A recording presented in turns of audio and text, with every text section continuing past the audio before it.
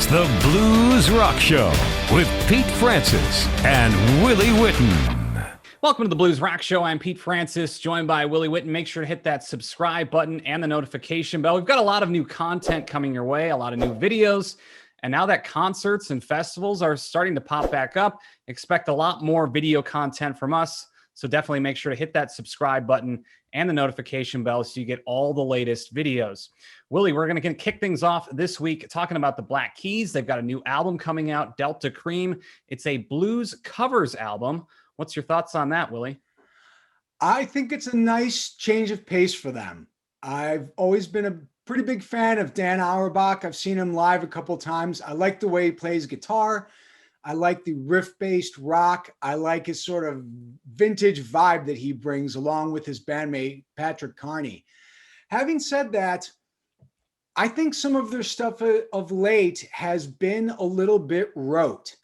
And by that, I mean, it's just this year's version of the Black Keys' big hit song. And I'm not trying to take away from the song itself, but I think any sort of artist and any sort of band can get into a groove where the music is still very good, but it starts to sound a little bit similar. So I think doing this covers album of blues is coming just at the right time to change some things up. I also like the people that they selected to do the majority of the coverage. Junior Kimbrough, R.L. Burnside, those are two pretty great blues musicians who really never got a lot of coverage or really any sort of press when they were in their heyday. It's only in the past couple of decades. So I also enjoy their song selection because so often you see people go for the big favorites, the classic blues household names, the pre-war guys that everyone knows about. Picking these guys to make an album around in that North Mississippi sound, I think it's sort of cool. Pete, what do you think? Are you looking forward to it, or is this just another covers album? Well, it's interesting, Willie, kind of what you were talking about with the Black Keys and their last album. I thought it was a good, solid album, but like you, I didn't think it was anything that was mind-blowing or crazy with what they were doing. I think it was just solid, good rock album, but nothing amazing. And what's cool about the Black Keys right now is they don't have to put this album out. I think they've reached a level of status in their career where now they can pretty much do what they want. They can put out a blues cover album because they want to, which is great, because I think a lot of artists, especially more mainstream artists, would not be in a position where they would be putting out an album like this. So I think it is really cool that the Black Keys are doing this, because they are one of the few bands that are blues-based that can really get out to a very large audience that are in the mainstream and can get this music out to a lot of people. You mentioned artists like R.L. Burnside, who's going to be featured on his covers. So there's a lot of people out there that don't know who he is. Right. If you ask anyone under the age of probably really 40, I mean, there's not a whole lot of people who are going to know who he is if you're just asking the average person on the street. And that's the same goes for the other artists on this album.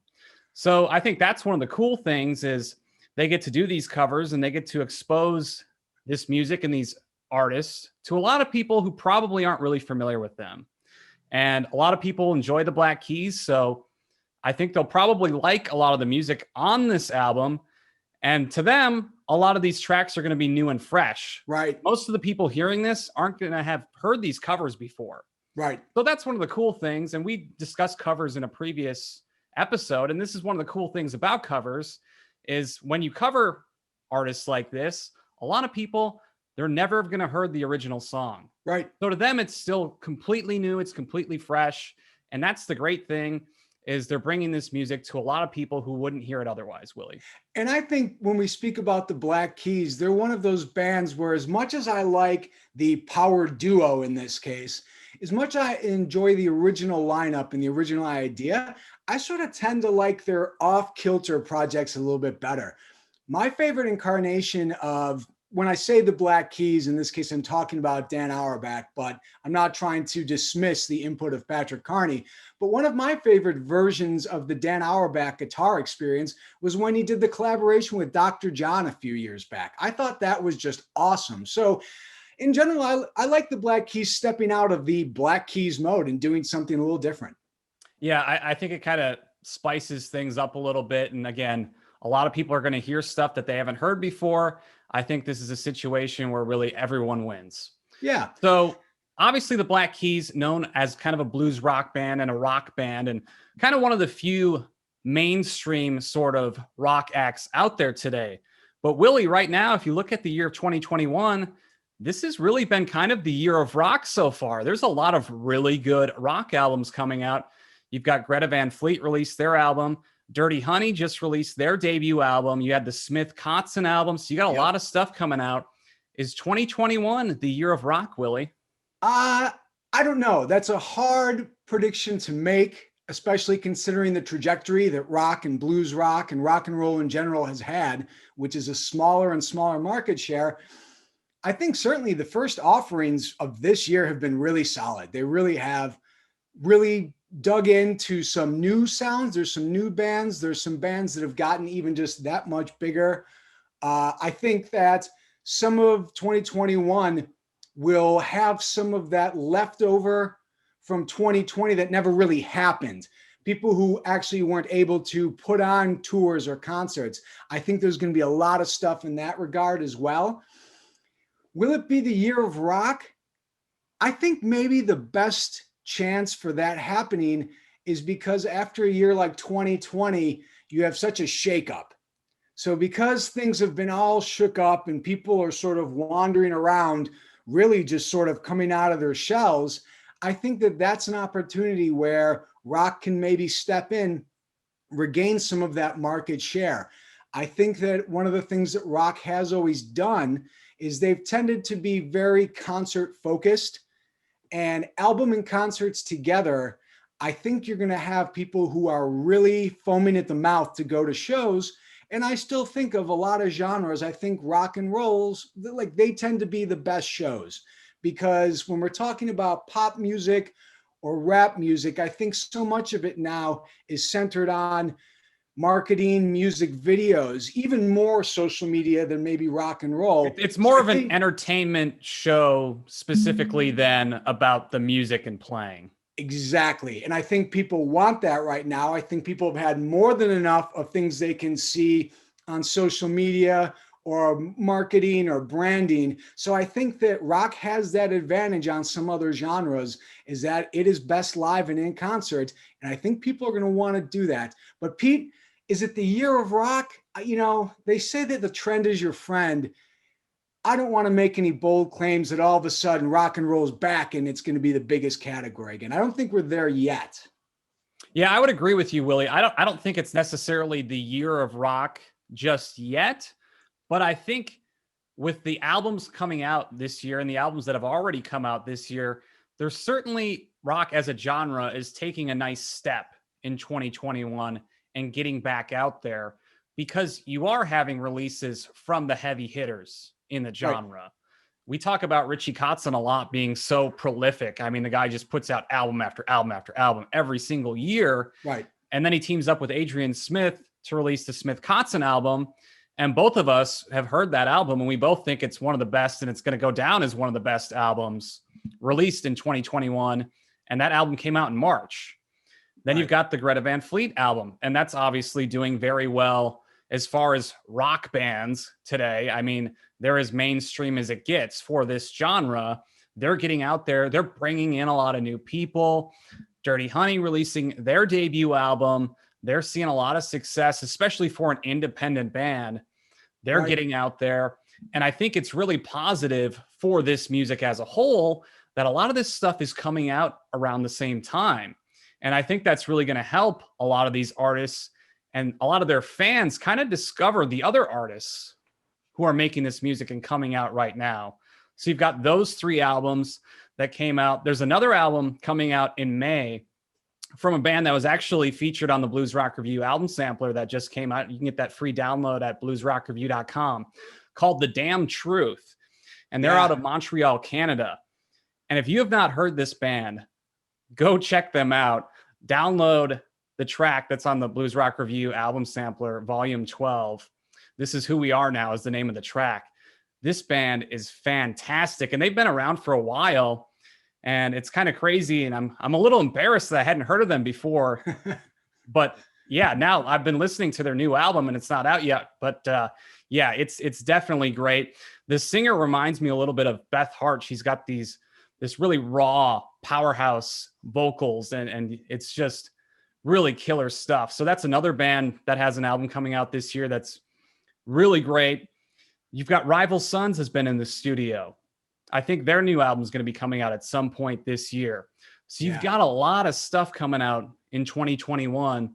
So while it may be premature to say 2021 is the year of rock, I think it's definitely a year in which the genre is taking big steps in getting back towards the mainstream and getting heard by more people. And I think part of those steps that you're talking about is something I find, and I'm guilty of it myself, is a lot of us whose favorite music genre is the old rock and blues, we tend to come at late adoption of technology. And I think some of these bands and some of these acts are finally getting around to the mentality of whether you like it or not, if you want to reach people today, you've got to sort of have a pretty strong social media presence. You've got to do a little bit of self-promotion. And I think for the longest time, a lot of people in rock were just not really doing that. So I think that's also sort of behind the scenes helped the cause. So when we talk about rock, in just a few short days, there's something coming up that you and I will both be attending. It's a little bit south for you. It's a little bit north for me. It's in a city called Dallas, the Dallas International Guitar Festival. Pete, are you pretty excited? I know the answer to that is yes. Who are you most excited for? Yeah, Willie, I'm very excited. And I'm most excited for everyone to be able to have this experience, because this was a festival we covered 2 years ago. Didn't happen last year, obviously, with COVID, and now it's coming back. We're excited. Blues Rock Review is a sponsor of the festival. We're going to be having daily videos. We're going to be covering the event every single day. We're getting there on Thursday. The festival runs Friday, Saturday, Sunday. If you're not familiar with the Dallas International Guitar Festival, so it's a big guitar festival. It's one of the longest running guitar festivals anywhere. And you've got acts from all over the place, but it's not just a festival. It's also a guitar show. Right. So they've got booths and things like that. And you've got a bunch of different companies come and that have booths. And then you've got the festival going on as well. And you get these guitar players from all over the world are going to be there. And it's going to be really exciting. The first night, Friday night, they've got the girls of guitar. So you've got like Joanna Connor, Anna Popovich, Ali Venable. Yep. It's going to be really cool. And then Saturday, you've got all the other acts coming in. You've got Josh Smith is going to be there. We interviewed him on the Blues Rock Show. Samantha Fish is the headliner on Sunday. So a lot of artists that are definitely in this blues rock sort of world are going to be there. So it's going to be really exciting and a lot of fun. And we can't wait to cover it and bring you guys this coverage, because Willie, I know for both of us, it's been a long time since we've actually been to a live show. For me, it's been probably almost 1.5 years since I've been to a live show. And this is going to be the first one that I've attended. So I'm really excited about that. Yeah, it's going to be great to just see people out and outside and doing normal music, human things again. I'm also excited the lineup this year, because of the pandemic and all the difficulties surrounding that. There's some fresh faces, or some faces that you wouldn't normally see. I'm excited for the 10 under 20. I think that showcase is, well, it's pretty self-explanatory. It's 10 artists under the age of 20. I think it's a great opportunity to see the future of tomorrow's rock and roll. I think that's great. And I'm excited for the Telecaster group as well. I've always believed that the Telecaster deserves a lot more credence than the Stratocaster. And if it weren't for a man named Jimi Hendrix, I think it would have stayed that way. But I've always loved how Telecasters sound. It's a distinct sound, and people who swear by them and really concentrate on playing that. I'm also looking forward to seeing some of the music displays. Like you said, the booths. I'm a bit of a gearhead, so it's always interesting to see what people have up on the offer, and not just like the 10 under 20, but it also can give you some sort of ideas of what is going to be changing in the industry in the future, whether it's a wireless cordless guitar or whether it's recording equipment. I don't know. I think it's cool. I just think it's fun. A festival like this is fun, and I'm happy that we get to sponsor it. Should be a great time. Yeah, absolutely. And we'll be doing the Blues Rock Show daily from Dallas, and that's going to be really exciting. And like we said, we're going to be doing interviews as well. We're going to be getting photos and all sorts of stuff. So really looking forward to that. And if you're interested in going to Dallas for the festival, you can use the coupon code Blues Rock Review and get 20% off tickets if you want to go to Dallas for the Dallas International Guitar Festival. We can't wait. We're really excited about it. Really looking forward to it. What do you think about this week's show? Are you looking forward to the Black Keys album? Let us know down in the comments section below. Do you think 2021 is the year of rock? Let us know in the comments. Make sure to hit that like button. It really helps with YouTube's algorithm and boosts mine and Willie's ego, so that helps too. And are you going to Dallas? Let us know. If you are going to Dallas, feel free to say hi. We're going to be around. But that's going to wrap up this week's edition of the Blues Rock Show. For Willie Witten, I'm Pete Francis. We'll see you next time.